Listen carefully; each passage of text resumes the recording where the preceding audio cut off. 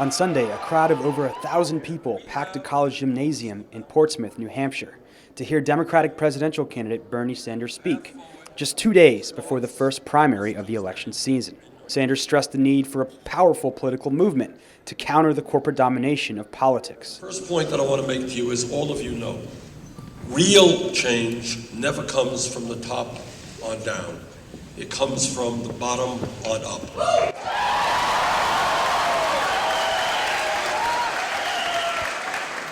He also hammered away on his message of decrying concentrated wealth and power in the hands of the elite that prevent social change. And the concept of a political revolution, that's just not rhetoric, it's reality. And here's what it is. Right now is, I think many of you know, the media doesn't talk about it terribly often, but you have a situation where a relatively small number of people on Wall Street, who have literally endless supplies of money. Those people have enormous wealth and enormous power. No president can walk in there and make the changes unless millions of people become engaged in the political process in a way that we have not seen for a very, very long time.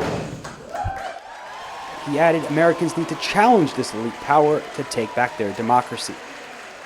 Our most important task is to revitalize American democracy, is to bring people into the political process, is to make certain that we have a means by which the needs of the people filter on up top. And when we do that, we change America. We asked New Hampshire supporter Mary Downs about why she backs Sanders. I think it's the same appeal he has for everybody across the country, is that he's speaking the truth. He's clearly not,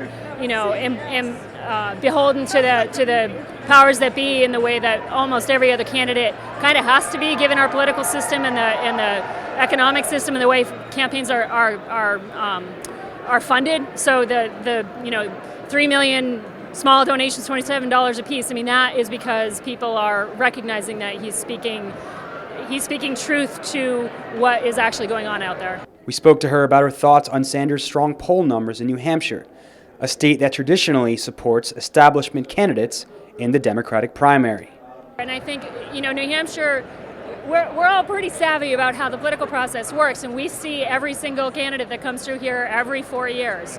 And we know how to listen, and we know how to ask questions, we know how to read between the lines and hear the BS, right? So I think Bernie is really refreshing because he's not doing the regular thing of blah, blah, blah. I mean, it's a stump speech and he's saying the same thing, but what he's saying is actually true. People get that, and so I don't know that it's necessarily the economic issue per se, as the system is kind of corrupt, and we all know that, but nobody has had the guts to say that in this kind of political campaign before. Downs explains why she rejects the notion that Hillary Clinton is a progressive candidate. The Clintons came out of the whole DLC movement. They established essentially the Democratic Leadership Council, which was the right wing of the Democratic Party back when Jesse Jackson was in the party and was trying to really carve out a more leftist position. So I think that Bernie's analysis, my analysis, whatever it matters, is that the Clintons aren't necessarily the progressive wing of the Democratic Party and never have been. We spoke to college student Shana Hinkle Miller about her support for Bernie. I think that Bernie is a better candidate for young people. Like I said, he looks to the future. And as a feminist, I think that feminism is about all women, not just white upper middle class women. And Bernie is about racial equality, economic equality, and LGBT rights, all of that. And all those women need to be included in our feminism if we're going to call ourselves feminists. Very famous feminist Gloria Steinem had some choice words for Bernie supporters that are women. They say they're supporting Bernie because they can attract boys, basically. Men tend to get more conservative because they gain power as they age, and women get more radical because they lose power as they age. So it's kind of not fair to measure most women by the standard of most men, because they're going to get more activist as they grow older. And when you're young, you're thinking, where are the boys? The boys are with Bernie, or, How do you respond to that? I don't think I need to respond to that. I mean, I think I'm a pretty educated person. I've been keeping up with what's been going on in this election, these campaigns, and being, informed about both candidates and how they feel about different policies. I agree with Bernie, and I think that's a good reason to support him. We also spoke to Clinton supporter Christine Carthage about why she attended Sanders' speech.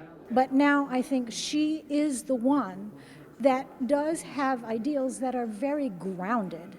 And she has, step by step, been working towards making changes in healthcare, in women's rights, in pay equality, in all sorts of things. We also asked her about her support for Clinton's foreign policy and her ties to the big banks. And how would you compare the two candidates as far as foreign policy? The former Secretary of State, her background, I mean, that's it. It's hers. She's got my vote based on that too. So did you support the Iraq War? No, and she came around to not supporting it either. And people would point to things like the intervention in Libya, which has been a complete disaster. So one of the things that Bernie Sanders supporters would say that she has experience, but look at some of where that experience has led, right? So events in Libya, through her tenure, we supported the brutal dictatorship in Egypt when it was cracking down on human rights activists, and so how do you respond to those type of criticisms? She has experience, but it's taken us in the wrong path. I think that they're valid criticisms. I trust, like other people, that she's learned a lot from mistakes in the past. And I guess what Sanders' main overarching argument is that he is super critical of the power and influence of money over politics. Mm-hmm. And so a lot has been made of the fact that Hillary's gotten money, speaking fees, from places like Goldman Sachs. Yeah. And even under Obama's tenure, they haven't gone to jail. And is that an issue? Do you think she's too close to Wall Street? Well, fact check what she recently said about checking her voting record to see if any of the money that she's ever gotten has affected one single vote. Just check that out. So there was a bankruptcy bill in the early 2000s, and this is from Elizabeth Warren, actually. Mm-hmm. And in her book, she noted that before she got into Senate, she got into office, she got a lot of money from Wall Street, and she actually changed her position on that. Well, I didn't know that. I'll look into it. Thanks, so we can both learn. Cool. Thanks so much. Thank you. Appreciate it. We'll continue our coverage of the New Hampshire primary Monday and Tuesday with live stream coverage. Go to therealnews.com for all the details. From New Hampshire, this is Jessel Noor for The Real News.